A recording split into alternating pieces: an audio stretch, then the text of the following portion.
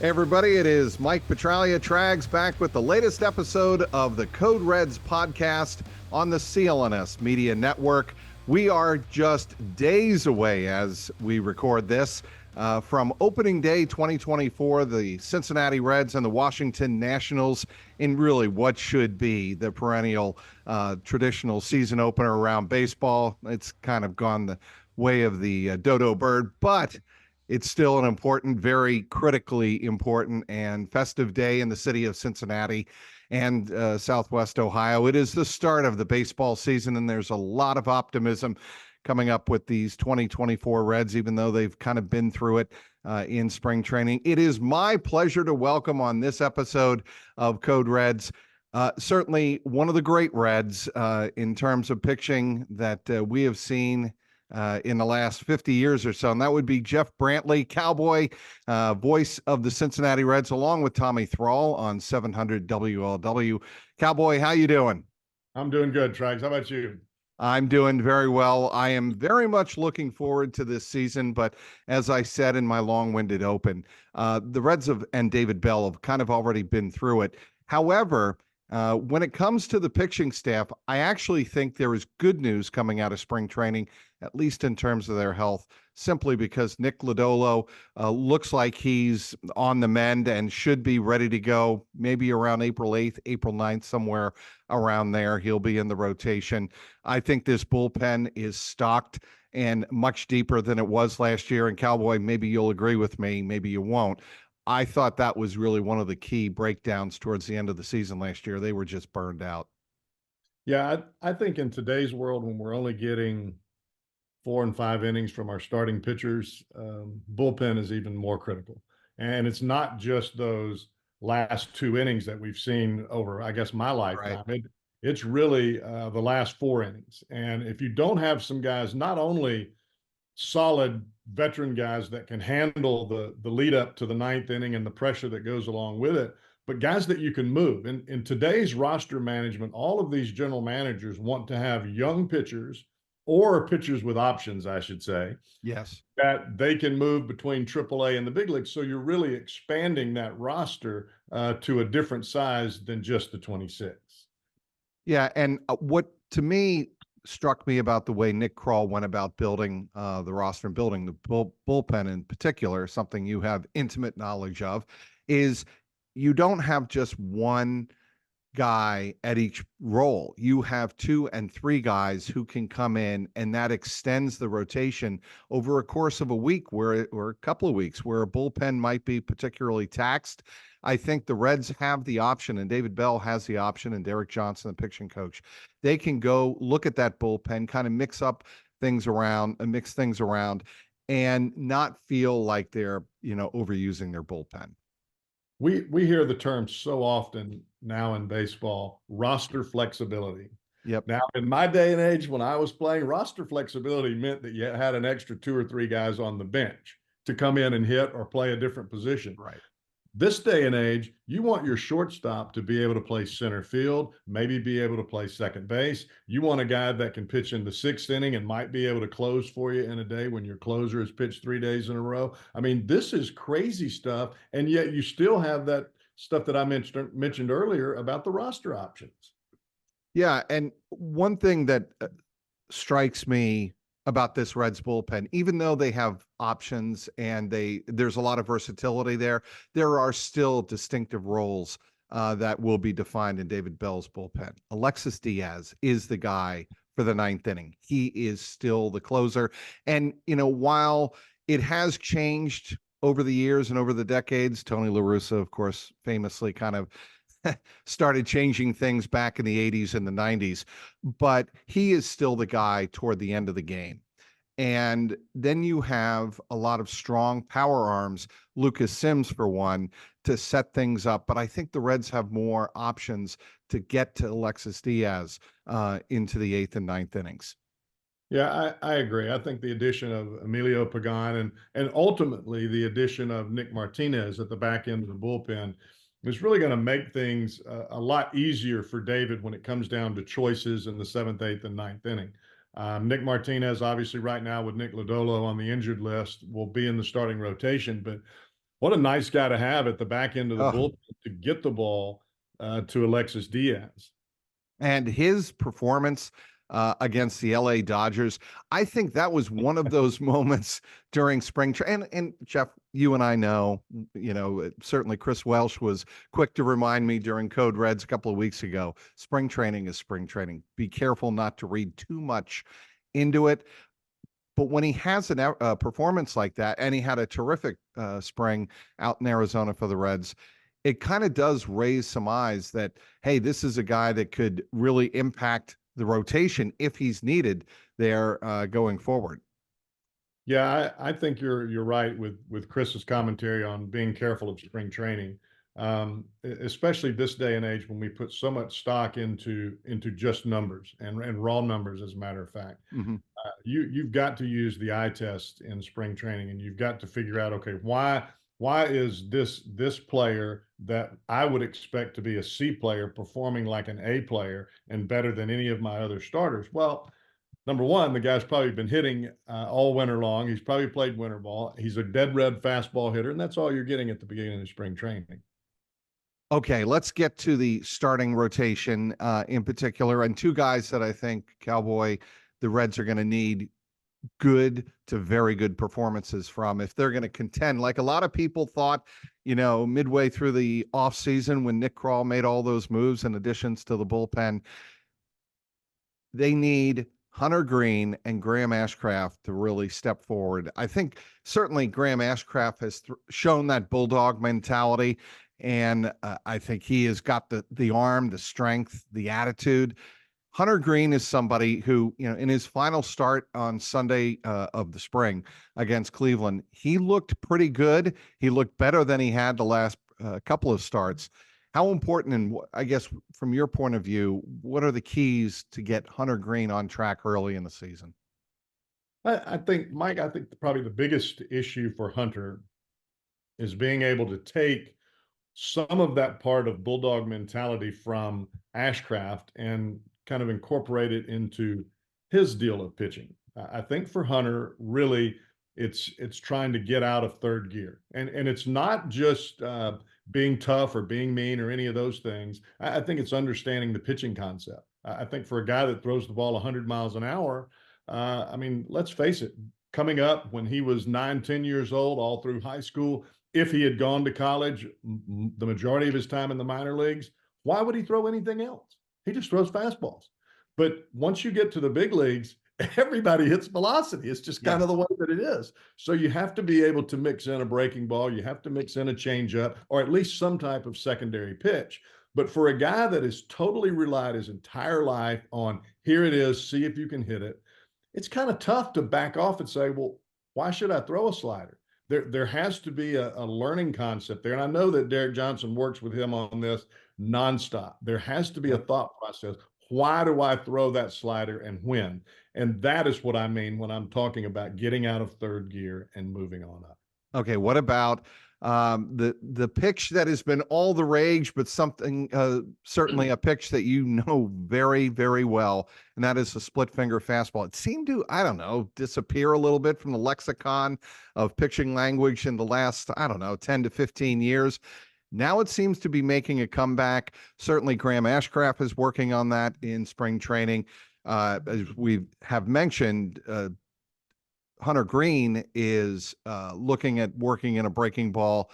Why is the split finger fastball, do you think, going to make a comeback? I think the reason that we call it a split finger fastball, number one, is it's basically a pitch that you can throw with your fingers split apart and it takes something off the fastball, but you're throwing it with the same fastball arm speed. Mm-hmm. There are a lot of guys, and I'm included in this. When we first started throwing a split finger, we weren't really throwing a split finger. We were throwing a fork ball. We were jamming our fingers down into the Deeper ball, into the grip. Yep. deeper into the grip, making the ball dive.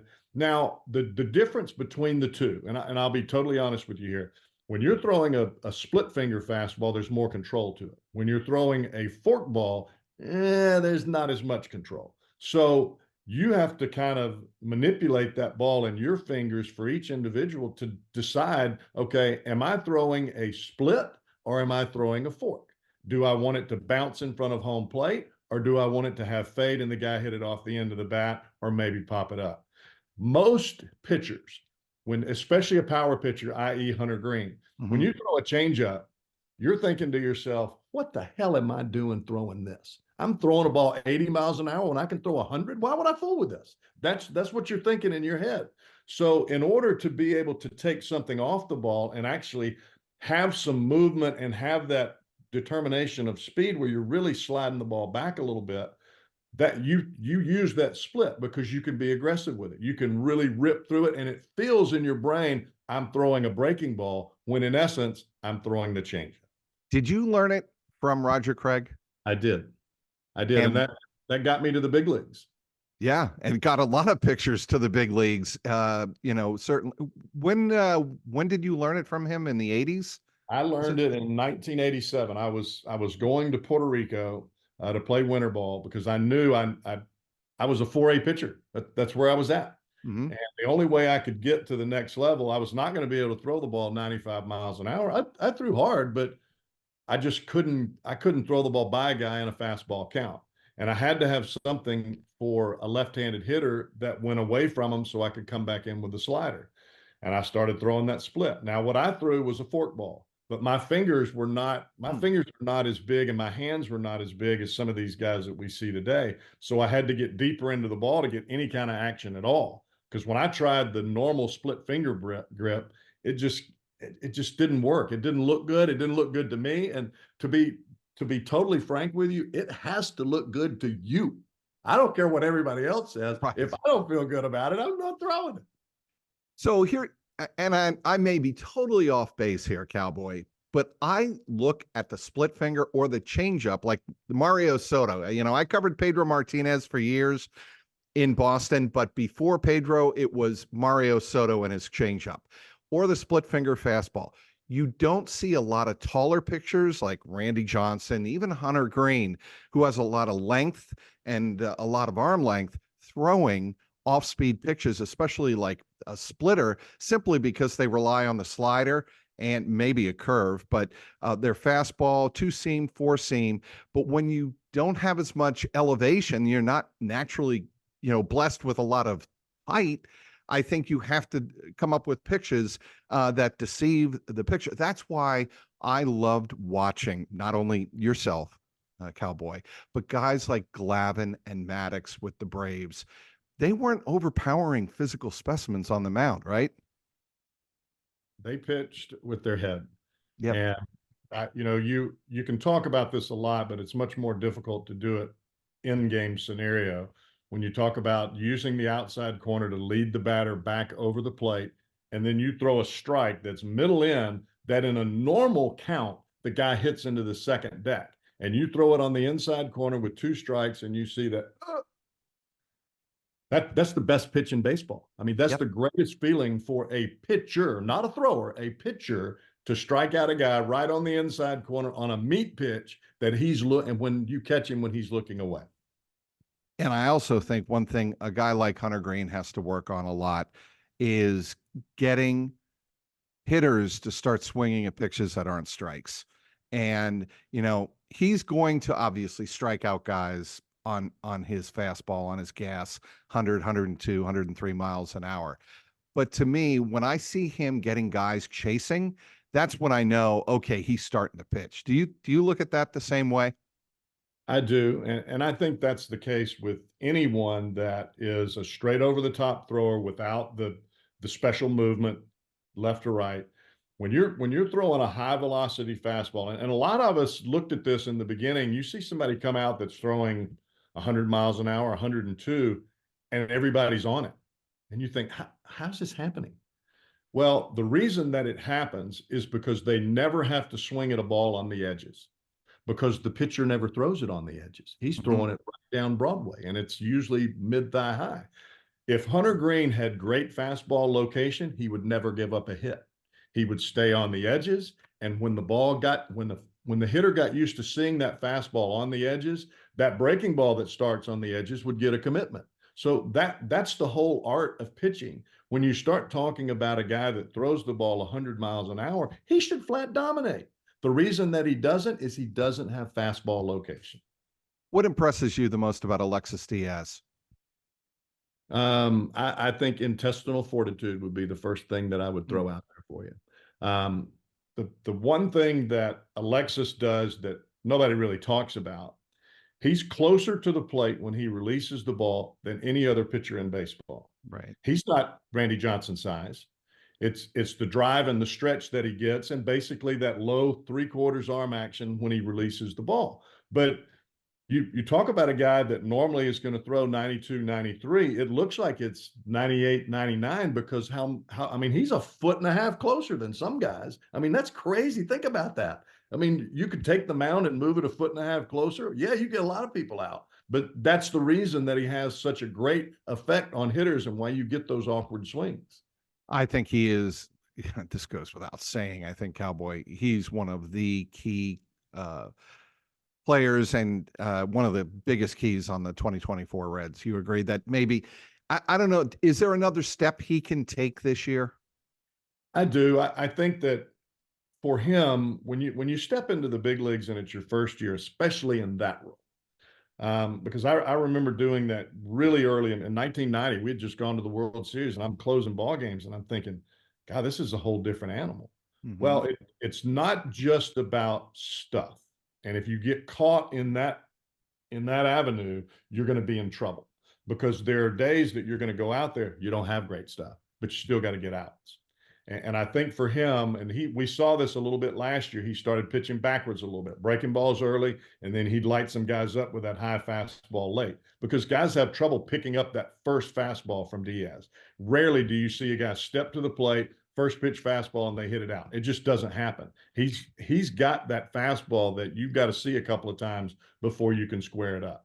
So with that being said, I think that's where the progress can be made, but to be honest, Trags, when we were in spring training, a lot of guys were talking about, God, Diaz is getting hit hard. I mean, his last time out gave up a couple of runs. I don't look at that any different than I would any guy. I mean, it could be Nolan Ryan out there. Doesn't bother me a bit, because for Alexis Diaz, now that he's gotten a taste of that adrenaline and just that fuel to the fire at the end of the ball game. Yep. That's what it takes. There's no way to get that in spring training. So when he steps out there for the 9th inning and it's the first time he's getting a save, his blood is going to be rushing and he's going to be slinging it. I want to go down memory lane here and ask you about 2 seasons. Okay. I want to ask you about, and I want to make sure I got this right, the 93 Giants and the 95 Reds. And your recollections from both of those clubs. And, obviously, I think you know why I'm asking you about the 93 Giants. It was one of the singular best pennant races ever back when we had divisions, right before, it was the last year of 4 divisions in Major League Baseball, right? That's exactly right. I remember that so vividly because we lost. I know. I'm sorry, but on the last day of the season, to the Dodgers in LA. And if you're a Giant fan or a Dodger fan, then you totally understand this. It's kind of like that Alabama-Auburn thing down here in the South. But I remember Darryl Strawberry, and this was like a year earlier than the 93 season. He asked one of the reporters from San Francisco, why are these guys trying so hard? Because we knocked them out. Why are these guys trying so hard? It's a rivalry. That's what that's about. And when we got to LA in those last 3 games, we're playing our dreaded rivalry. The Braves are at home playing the Colorado Rockies, who they had already beaten every single time that year. So we're thinking, all right, we got to sweep the Dodgers here in LA.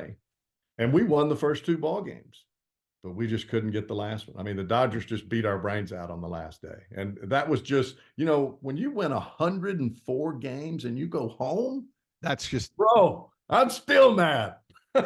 I'm telling you, I think that's one of the primary reasons we have a wild card today.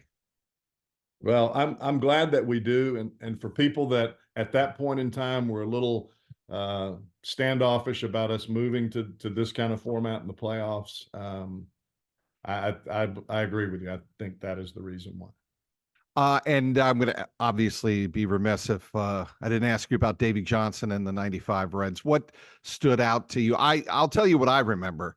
I think you guys were 2-8 and down big to the Mets on a Saturday afternoon. Do you remember that game?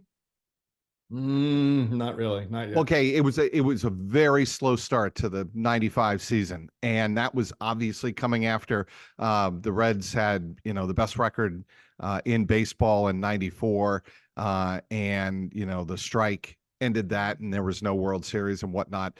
But in 95, the Reds got off to a really poor start, and then you guys caught fire, and obviously, won the division series. The last time any Reds team has won a playoff. I do remember that whole year. I can tell you that. That won that postseason against the series against the Dodgers. Not Jeff Lewis, Mark Lewis, pride of Hamilton, Ohio, grand slam in the game against the Dodgers, and then 4 straight L's to the Braves. But anything stick out to you about playing for Davey Johnson? I love Davey. And I tell people a lot of times I think he's the best manager I ever played for. And not just because he did the right things on the field. There are a lot of managers that do that. I think Davey's ability to manipulate players to do what they needed to do was just incredible. And Brett Boone and I were talking about this the other day. It's just amazing when you look back and you see how Davey would either take you out of the lineup or pat you on the back or not talk to you. I mean, there were so many different ways that he got players to do what they needed to do. Not what he needed them to do, but what they needed to do and what was best for them. And I think that when you speak of the term manager, dude, that's what it's all about. Get the best out of your people. See, and I will tell you, I had Dibs on a couple of weeks ago, Jeff, and he said the same thing about Lou Piniella. And when you're talking about Davey Johnson, I hear a lot of the same characteristics about Davey that I did about Lou from Rob Dibble. Yeah, I think that player mentality for both Lou and for Davey, they had that internal competitive combustion, however you want to talk about it. I mean, they had the fire, and, Yes. and that translated to their players. Now, Davey wasn't as outwardly fiery and crazy like Lou was, but as a player in that locker room and spending time, you got the idea. This guy hates losing. He hates losing, and it kind of transcended towards the players. And once you get that, where you come to the ballpark every day expecting to win, that gets pretty fun. Yes, it does. I'm going to end on something else that's very fun and very close to your heart. And I'm just a novice. Mind you, when I ask you about this, but pickleball. Oh, how did you catch the pickleball bug? I really didn't want to play at all. I had my shoulder replaced a few years ago, and I wasn't really. I mean, I was doing good to get the milk out of the refrigerator. When you say get everything you put everything you've got into the game, I gave it all I had. I mean, body, soul, everything. So here I am now, and I'm 60 years old, and I've got a 16-year-old. I just wanted to be able to play catch. I just wanted to be able to let my son experience that with his dad, just that father-son. So I go and get that done, and didn't think I could ever play any sport again. I had to quit golf, and my wife was playing pickleball when I got home from the season just this past year. So she wanted to go out and hit some. So I get the little paddle. I'm thinking, oh, what is this? I go out and I hit, and I'm thinking, I think I could do this. It's kind of that ping pong, tennis, kind of in between. Started playing. The more I played, the better my shoulder got. And no pain, nothing. Started getting better and better, stronger. I like, sometimes I thought, geez, I might be able to pitch again. That's kind of crazy to be able to think that way, but that's how I got the bug. And now I can't quit playing. So I need advice, because as I said, I'm a novice and I'm playing with the Mrs. Deborah Ann, and we have a lot of fun down on the riverfront. Usually Sunday mornings, sometimes Saturday mornings, and we go down and we have a blast. But I still can tell that I don't know what I'm doing out on the court, and I'm trying to get more comfortable playing the game, Cowboy. Well, imagine an imaginary square on the edges of the court just past the kitchen. Can you picture that? Yeah. That's where you want to hit the ball. Now, when you get up to the net, if you're holding your paddle in front of you, you're going to get smoked. You have to pretend that you're rocking the baby so the paddle moves back and forth this way, because if your elbow is in, you're never going to get to that side, and you're never going to get it. So this little tip of rocking the baby that I got, that works. It works. I'm going to tell you, I will be using Rock the Baby, and that will be in my mind the next time I'm on a pickleball court, because I do understand it's a sensation sweeping the country, and it's obviously, what's the word I'm looking for? It's grown into a national sport on TV, and it's played by professionals now. I love watching it. I love watching it. I mean, I never watch tennis. Every time pickleball's on, I've got it on. Wow. Well, see, I'm still a big tennis fan, Cowboy. I'm still a big tennis fan. I love tennis. One more thing, and I'll let you go. 69-51. I had picked your Bulldogs in the first round, and Mississippi State lets me down against Michigan State. That was a killer in my bracket, just so you know. Well, I think when you look at that club, they did everything right except for being able to shoot threes. And when you're in a tournament, especially if you're not shooting threes, you're not going to win. And they did not win. This has been a treat, Cowboy. We covered a lot of subjects in a short period of time. How excited are you for Thursday? Pretty excited? Pretty pumped up? I'm very excited. And not only am I excited for the guys, because there's a lot of young talent and a lot of young energy, and that's fun to watch, because they're like new babies, and they're just, everything that they do is new, and you don't know really what to expect the following day. But I'm excited for our fans. I mean, we're getting to see some great players. This is going to be really cool. It is really, to me, once in a generation in terms of the talent that's coming up right now and hitting its prime. And you just hope that they take the next step. Cowboy, is there anything you want to promote before I let you go? Website or anything like that? No, I'm just kind of me. That's good. Then I can tell people to keep listening to Cowboy and Tommy Thrall.